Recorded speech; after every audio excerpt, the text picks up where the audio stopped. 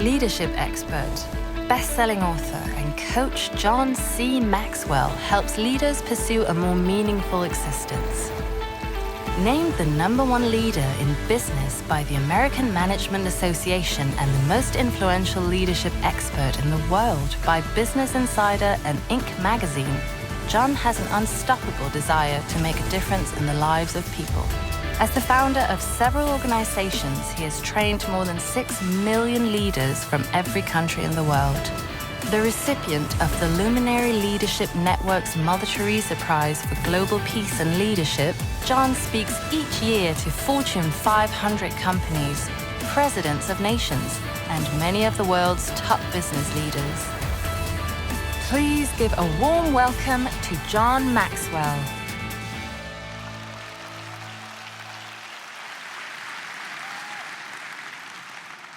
Well, today has been an amazing day to me.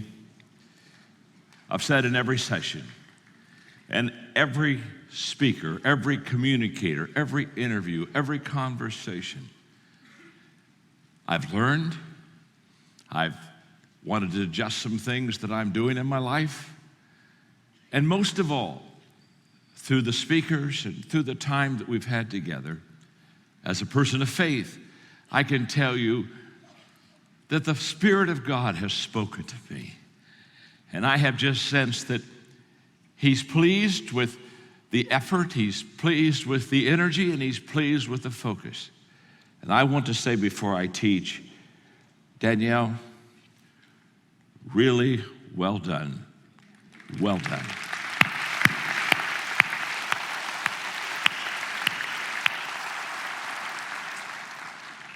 I love leadership. And I'm going to share with you in this session what all leaders have in common. Because as I've watched, lived, taught leadership, traveled in all countries and cultures, there's only one thing that I find that you can just say all leaders have in common, and it has a lot to do with vision. All leaders see more than others see, and they see before others see. That's a fact. If you're in the room and everybody else has seen it before you're seeing it, I've got news for you. You're not the leader of the pack. They see more. They see before. Recently, I was doing a pre-call to a company I was going to speak to, and their theme was fast forward. And so in the conversation, they asked me, John, what do you think of the theme fast forward? I said, well, it's a good theme. They said, what does it mean to you? And I said, well, when I think of the word fast and I think of where we are now, fast is faster than it's ever been before. It's never going to slow down. When people say, well, I can hardly wait for kind of things to slow down so I can kind of just take a break, I want to say you're just going to have to die. I mean, it's not going to slow down. Fast is faster. And when I think of forward is shorter. It's shorter than it's ever been. When I started leadership in my 20s, a long, long time ago, you'd have a 10-year plan for your company or for your organization, and that was a long growth plan, and a midterm would be kind of 5, and the short growth plan would kind of be maybe a 2-year deal. Well, 2 years deal now, that's like eternity. I mean, that's kind of like long, and how could it ever happen in that period of time? Fast is faster and forward is shorter. When in the 1980s, if you went into a bookstore, you didn't find any leadership books. There were none. You found management books. Peter Drucker, he was just the guru of management. You didn't find any leadership books. Leadership books didn't start appearing until really the early 90s. And the reason that we went from management to leadership was because fast is faster and forward is shorter. And all of a sudden we realized you can't manage speed. And so the question is, if it's that way, then how do we see more and how do we see before? Because when I started off, seeing more was more important than anything else as a leader. If you could just see the bigger picture, I mean, you were the leader. But today, seeing before others see. Wow. That's started to bypass even seeing the bigger picture.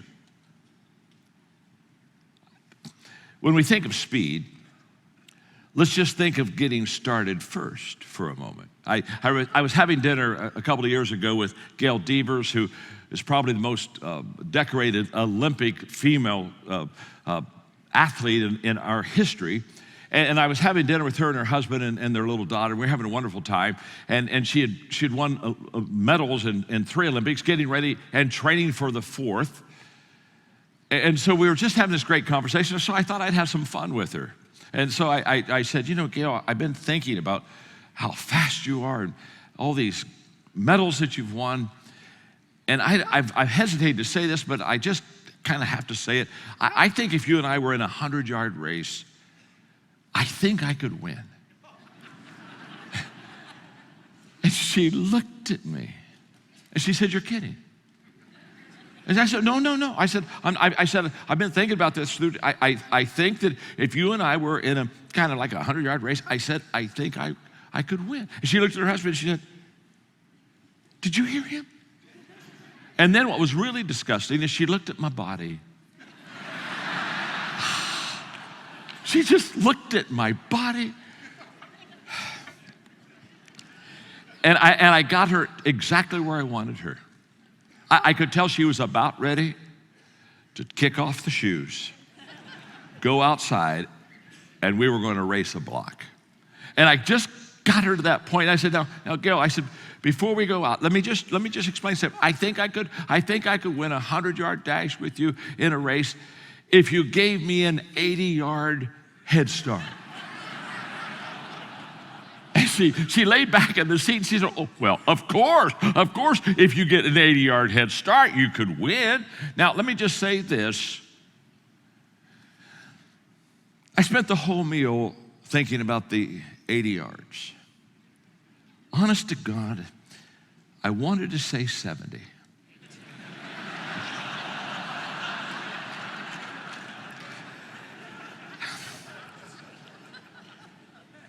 And the more I thought about 70, I thought, I'm not sure. But I knew on 80 yards, this fat body, I could roll across. I could win. And the key is, it wasn't speed that I was talking about. It was getting started first. You see, before is going to be huge. Seeing more, seeing before. And so the question that we got to kind of look at it just for a moment today is how can I increase my more? How can I have more? I mean, how can I get a bigger picture? And while I'm at it, how can I get more before? I'd like to have some more before, and I'd like to have some more. Look at your neighbor and say, you need more. Go ahead and tell them that. Look at him and tell him you need more before. So how do we get more? How do we get more before? 5 things that I've learned. Number 1, know that there is more, and more before out there. In other words, think abundance. Think back at what Danielle just spoke about of starting to dream big. And as you're thinking of abundance, think of 2 words, creativity and flexibility. You see, in an abundant world, that when we dream big and we believe that there is more and that there's more before out there for us, in this abundant world, if we bring creativity there, creativity says to all of us today, there is always an answer. Creative people, what makes them creative is they believe there's an answer. That's why they stay with it. If you don't think there's an answer, you quit. And the moment that you believe that there's always an answer, that gets you in the before dimension. Because what gets you started is when you know there's something out there that you can find. So we begin to increase the before when we begin to be creative and know that there's always an answer. And flexibility basically says that usually, not always, but usually there's more than one answer.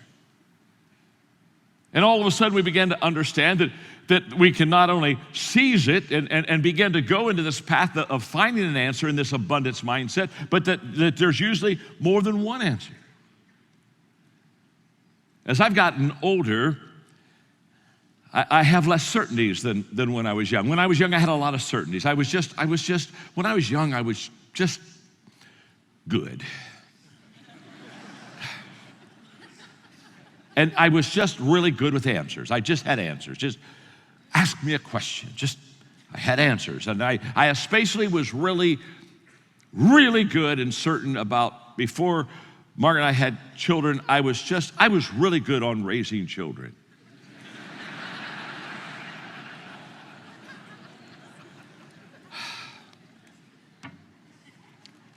And then we had children. Our second son, Joel, if he had been the first son, he'd have been the only son. But as I've gotten older, I don't have as many certainties. I used to have a lot of certainties. I only have a handful of certainties today. But the things I'm certain about today, I'm more certain about them than I ever have been before, because they've been proven. And one thing that I'm really certain is that in this area of leadership and vision, that if we think abundance, that there is more and more, and there is more before in front of us. And it begins to be amazing once we begin to move in that direction. So just think abundance with me a little bit today.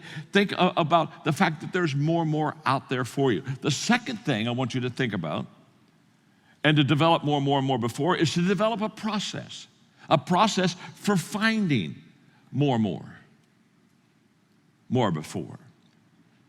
And the process that I have used that works for me, hopefully it'll work for you, it's kind of simple. It's kind of a five-step process, or maybe even a five-step cycle. I call it my action process, but it works this way. Test, fail, learn, improve, re-enter. Test, fail, learn, improve, re-enter. And the cycle never stops. Test, fail, learn, improve, re-enter. And all of those steps are essential for me to discover more and more before in my life. And that testing is especially essential. The way that you find more is to test. We all ought to do an autopsy on success. We ought to always be ready to say there's a better way, a different way, a bigger way. And then sometimes what we do is we watch people, they kind of test, fail, and then they re-enter. And that's not a good thing. We love people that we call, they have tenacity, so when they get smacked down, they get back up and they just keep doing this number, and we say, oh my gosh, I just love that. They're just so tenacious. I just love the fact that they're just getting up all the time. And oh my gosh, I wish I had that same spirit and that same attitude. And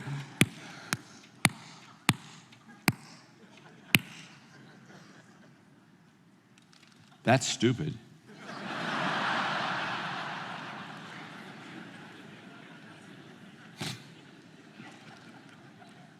If this is happening to you all the time, listen, give yourself a break. Stay down. Stay down. Stay down. And look, don't get up until you figured this out. This is a problem. That's why it's test, fail, learn, improve. And I discovered this action process really begins to work in my life. And then there's an attitude process that I work through for more and more before. And the attitude I call it advanced attraction. And that is basically, once I know what I'm really dreaming about, or what I'm really wanting, or what I'm really looking for, once I really got that set, this is where I'm going, then advanced attraction begins to kick into our life. And here's what happens. When you know what you want for your future, your mind will begin to think things that will help you get what you need. And your heart will begin to feel things that will help you feel what you need. And your hands will begin to do things that will help you to bring about what you need. And your attitude will help you to believe. And all this begins to work. It's called advanced attraction. But it all begins, again, with having an abundant mindset and having a vision and believing it and knowing what you want. And then they begin to come to you. Number 3. Before I give you number 3, let me ask you just a simple question. Are you learning something? Okay, look at your neighbor and say, I'm learning something. Go ahead and tell them that. Look right back at him and say, not near enough. Number 3, put yourself in places with people who will inspire you to see more and more before. In other words, intentionally begin to put yourself in places, at events with people that will begin to expand your heart and mind. I am greatly indebted to the Leadership Summit because over the years, I have learned, grown. I've received so much from this incredible event. I've met people that have relationally began to help me and change my life, and I've listened and heard leaders that were great examples, and I learned so many principles, and I congratulate you for being here because this is a place where people gather to be able to take action, learn leadership, dream bigger dreams, become a bigger person so that they can add value to more people. This is what I'm talking about, going to places, meeting people that will allow you to expand yourself. A couple of years ago, I went to my 50th high school reunion. I don't recommend it.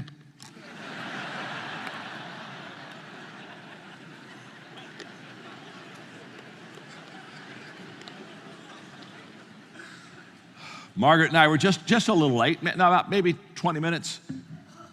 We got there in this large auditorium. And I looked at the people, and it just stopped me dead in my tracks. I kid you not. They were old. I mean, they were all old. In fact, I looked at Margaret and I said,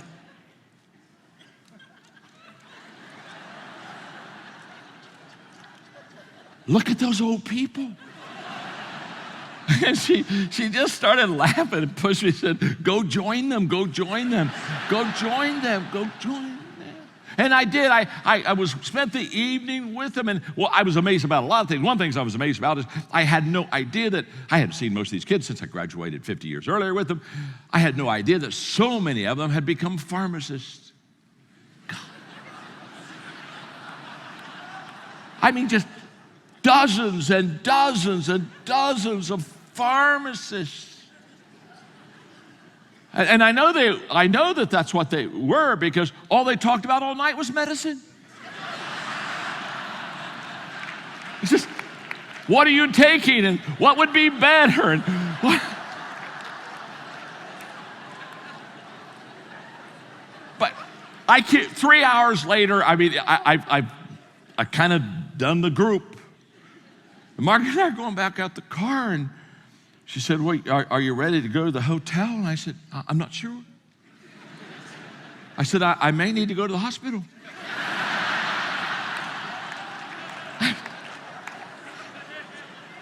I said, I honestly went in thinking I was fine, but I know I'm not. I can't be. I cannot be fine. I can't. I said, we need to go to ER. We just check me out.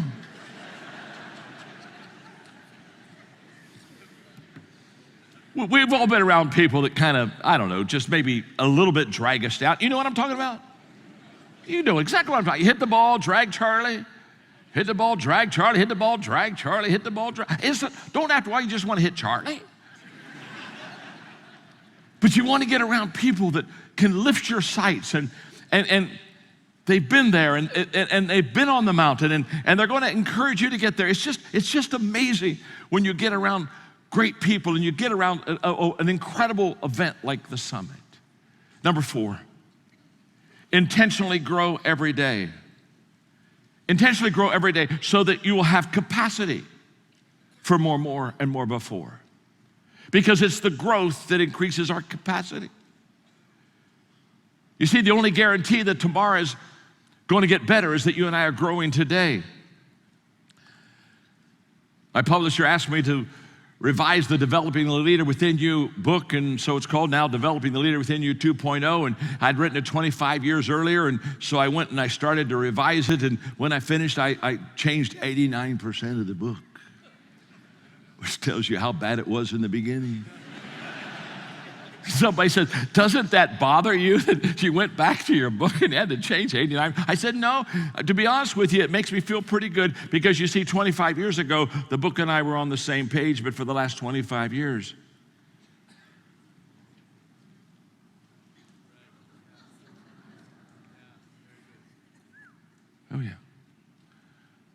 So when I had to revise it, I had to go back and change the words.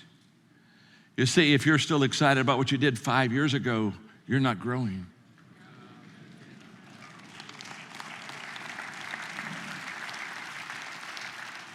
When I was in my 20s, I heard Earl Nightingale say that if you'd spend 1 hour a day, every day, on a certain given subject, 1 hour a day, every day, for 5 years, that in 5 years you could become an expert. And that's right when I was beginning to love leadership and want to learn to be a leader. And so I took the challenge. I said, okay, I'm going to spend an hour every day for 5 years on leadership. And that's what I did. And I would, talk to leaders, read what I could on leadership, just everything, an hour every day on leadership.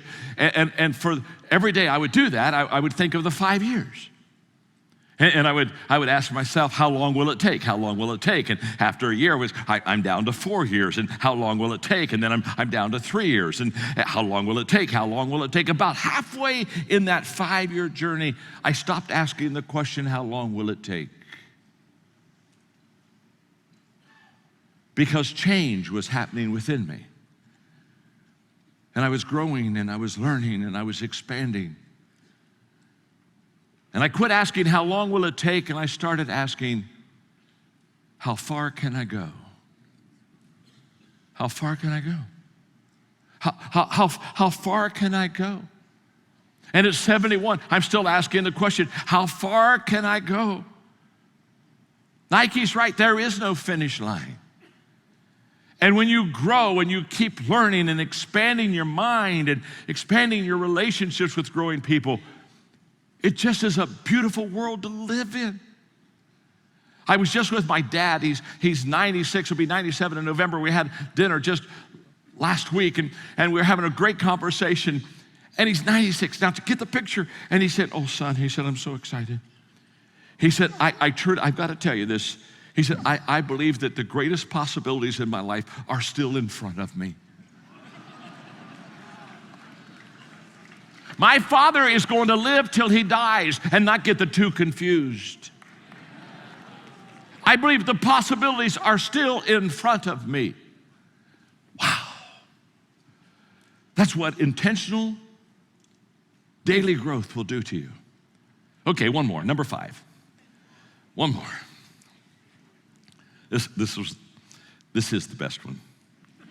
I saved the best one to last. And this is so good, I'm going to spend now 2 hours on this one.